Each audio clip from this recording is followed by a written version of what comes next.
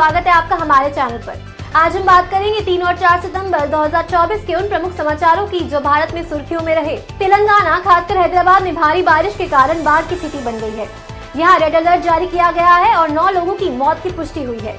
School college बंद कर दिए गए हैं और आईटी कंपनियों से वर्क फ्रॉम होम की सलाह दी गई है। अप्रैल-जून 2024 की तिमाही में भारत में फॉरेन डायरेक्ट इन्वेस्टमेंट में 47.8% की वृद्धि हुई है, जिससे देश की आर्थिक प्रगति को और गति मिली है। 4 सितंबर 2024 को असम में तिरुवत तिथि पर श्री मनशंकर देव की पुण्यतिथि के उपलक्ष्य में गुवाहाटी में बैंक बंद रहे।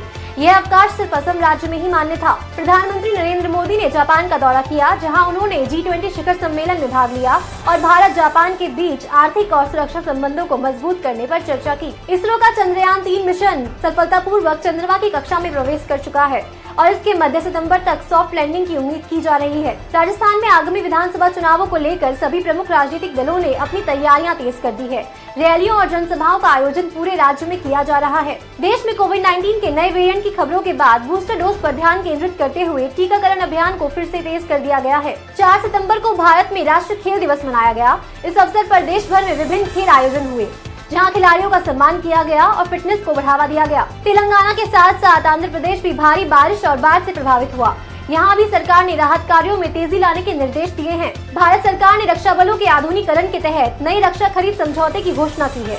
इन सौदों का उद्देश्य आर्म फोर्सेस को और अधिक सशक्त बनाना है। भारत के एक प्रमुख बैंक में साइबर सुरक्षा में सेंध लगाने की खबर सामने आई है, जिससे डेटा सुरक्षा और वित्तीय लेन देन की सुरक्षा को लेकर चिंता बढ़ गई है। भारत सरकार ने किसानों के लिए नई सब्सिडी और प्रोत्साहन योजनाओं की घोषणा की है, जिससे कृषि क्षेत्र को बढ़ावा दिया जा सके। देश के विभिन्न राज्यों में मानसून की असमान बारिश के कारण फसल उत्पादन पर असर पड़ा है। सरकार ने किसानों के लिए राहत उपायों पर विचार किया है। भारत सरकार ने नई बुनियादी ढांचा प्रोजेक्ट की घोषणा की है, जिसमें हाईवे और स्मार्ट सिटी प्रोजेक्ट शामिल है।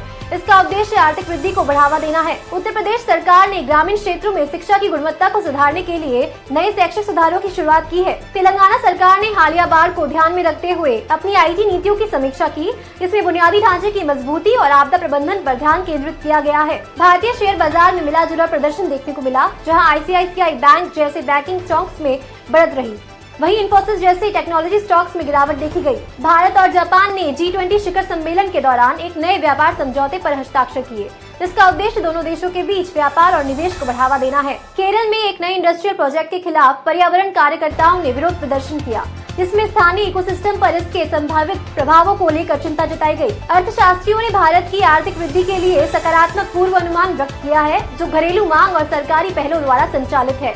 धन्यवाद। इस वीडियो को लाइक करना ना भूलें, चैनल को सब्सक्राइब करें और जुड़े रहिए हमारे साथ। धन्यवाद।